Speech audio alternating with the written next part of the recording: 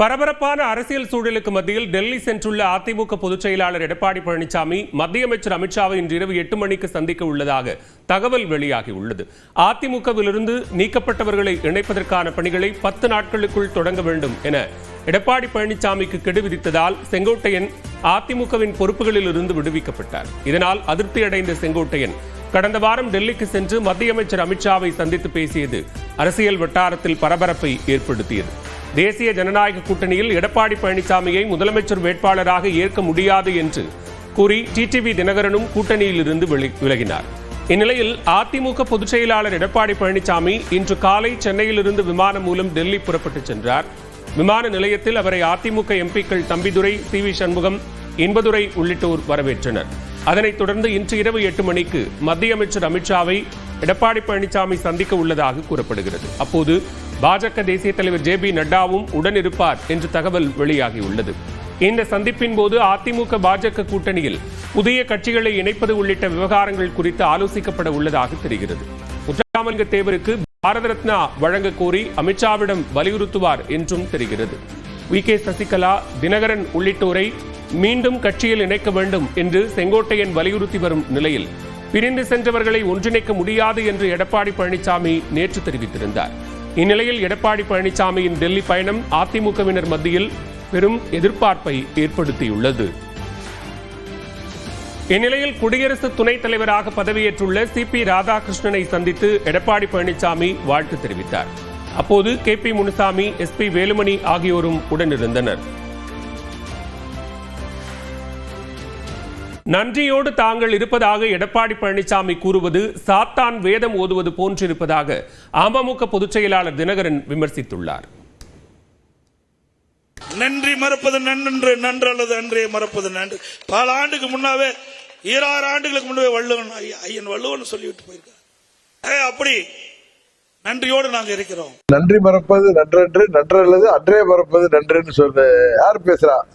சாத்தான் வேதம் ஓதுகிற மாதிரி இருக்கு. சொல்லுவாங்களே நம்ம ஊர்ல எல்லாம் சாத்தான் வேதம் ஓதுகிறது. அது மாதிரி ஐயன் திருவள்ளுவர் எல்லாம் எடுத்து பேசுறாரு.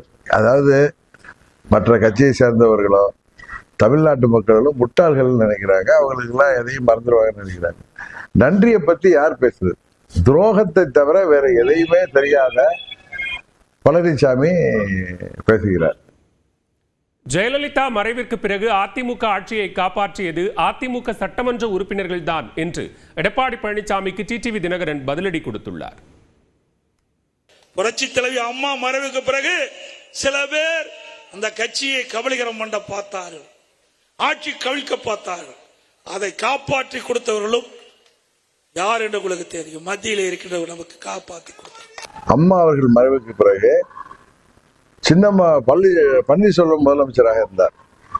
அவரை மாற்றிவிட்டு சின்னம்மா அவர்களை முதலமைச்சராக எல்லா சட்டமன்ற உறுப்பினரும் சேர்ந்து கவர்னர்கிட்ட போய் லெட்டர் கொடுத்தோம். அந்த நேரத்துலதான் உங்களுக்கு 14ஆம் தேதி தள்ளி போட்டார் சுப்ரீம் கோர்ட் தீர்ப்பு வச்சு. அதுக்கு இடையில தான் அண்ணன் பன்னீர்செல்வம் தர்ம யுத்தம் தொடங்கி போனார். அப்பொழுது திமுக கொண்டு வந்த நம்பிக்கையில்லா தீர்மானத்தை இவரை காப்பாத்தினது பாஜக இல்ல, சட்டமன்ற உறுப்பினர்கள் 122 பேர்.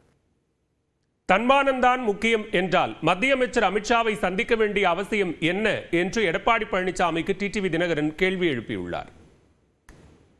அதிகாரம் இருப்பதை விட தன்மானம் தான் எங்களுக்கு முக்கியம். அது ஒரு முள் இம்மி அளவு நான் விட்டு கொடுக்க மாட்டேன். நான் யாருக்கும் பயப்பட மாட்டேன். நான் எங்களுக்கு தன்மானம் தான் முக்கியம் பேசுறது. இப்ப போய் டெல்லி போய் ஆதரவுக்கு தேட வேண்டிய அவசியம் இல்லை. அன்னைக்கு டெல்லிக்கு போனாரு மார்ச் மாசம். நான் எங்க டெல்லியில உள்ள தலைமை கழக கட்டிடத்தை பார்க்க போறேன்னு போயிட்டு 6 கார்கள் மாறி திருட்டுத்தனமா போய் ஹோம் மினிஸ்டரை பார்த்துட்டு வந்த பழனிசாமி. அதிமுகவிற்கு துரோகம் செய்பவர்கள் நடுத்தருவில் நிற்பார்கள் என்று எடப்பாடி பழனிசாமி கூறிய நிலையில் 2026 தேர்தலுக்கு பிறகு அவர்தான் தெருவில் நிற்பார் என்று டிடிவி தினகரன் விமர்சித்துள்ளார். அனைத்து இந்திய அண்ணா திராவிட முன்னேற்ற கழகத்திற்கு எவர் ஒருவர் துரோகம் செஞ்சாலும் அவர் நடு ரோட்டிலே நிற்பார், விலாசம் இல்லாமல் போய்விடுவார். பழனிசாமி 2026 தேர்தலுக்கு பிறகு நடு ரோட்டில் நிற்க போகிறேன் என்பதை மறைமுகமாக அவரை ஒத்துக்கொண்டிருக்கிறார். அதான் அங்கு உள்ள தொண்டர்களும் நிர்வாகிகளும் இப்பொழுது என்ன நடந்தாலும் சரின்னு இழுத்து போத்தி படுத்திருக்கிறவங்க, நீங்கள் ஆட்சி கனவெல்லாம் ஆட்சிக்கு வர வேண்டும் அப்படின்னு நினைக்கிறதெல்லாம் நடக்கணும்னா எது சரியோ அதை செய்யுங்கள். இல்லை என்றால் 26 தேர்தலுக்கு பிறகு பழனிசாமி சொன்னது போல அவர் நடுரோட்டில் இருக்க போவது உறுதி. அப்பொழுது இவர்களை எல்லாம் காப்பாற்ற நாங்கள் தான் வரணும். அதிமுகவின் 18 எம்எல்ஏக்களை கடத்தி சென்றதாக தினகரன் மீது எடப்பாடி பழனிசாமி மறைமுகமாக குற்றம் சாட்டிய நிலையில் எடப்பாடி பழனிசாமியை மாற்ற கோரி தான் 18 எம்எல்ஏக்கள் ஆளுநரிடம் மனு அளித்ததாக தினகரன் விளக்கம் அளித்துள்ளார். நம்முடைய அனைத்து இந்திய அண்ணா திராவிட முன்னேற்ற கழக ஆட்சி கவிழ்ப்பதற்கு 18 பேரை கடத்திட்டு போனீங்க எம்எல்ஏ. அவர்கள் கட்சியில சேர்க்கு எல்லாம் யார் ஏற்றுக்கொள்வது? ஆர்கே நகர் சட்டமன்ற பொறுத்த நின்னதுக்கு அப்புறம் என்ன திடீர் வந்து கட்சியை விட்டு நீக்கிட்டு இவர் கவுக்க முற்பட்டமா. அதற்கு முன்பு கொதித்தெழுந்த இவர் போன்ற 18 சட்டமன்ற உறுப்பினர்கள் பழனிசாமியை மாற்ற வேண்டும் என்றுதான் அவர்கள் கவர்னர்கிட்ட கோரிக்கை வச்சாங்க. அந்த மனு இன்னும் இருக்கு, அது அவர்கிட்ட இருக்கும். அவர் அவசரமா சபாநாயகரை வச்சு இவங்க எல்லாம் பதவி வைக்க செஞ்சார். அதாவது ஆட்சியை காப்பாற்றிய 18 சட்டமன்ற உறுப்பினர்களை எம்எல்ஏ பதவி நீக்கியது பழனிசாமி. விருதுநகரில் சாலையோர தடுப்புச் சுவரில் மோதி கழிவுநீர் கால்வாயில் கார் கவிழ்ந்ததில் 4 பேர் படுகாயமடைந்திருக்கிறார்கள். இத்தொடர்பான கூடுதல் விவரங்களோடு இணைகிறார் செய்தியாளர் கணேஷ். கணேஷ், விவரங்களை பதிவு செய்யலாம். எப்படி நிகழ்ந்தது இந்த விபத்து? பாலா, சங்கரங்கோவிலைச் சேர்ந்த 4 பேர் சொகுசு கார் ஒன்றில் மதுரை நோக்கி விருதுநகர் அந்த தேசிய நெடுஞ்சாலையில் வந்து கொண்டிருந்தார்கள். அப்போது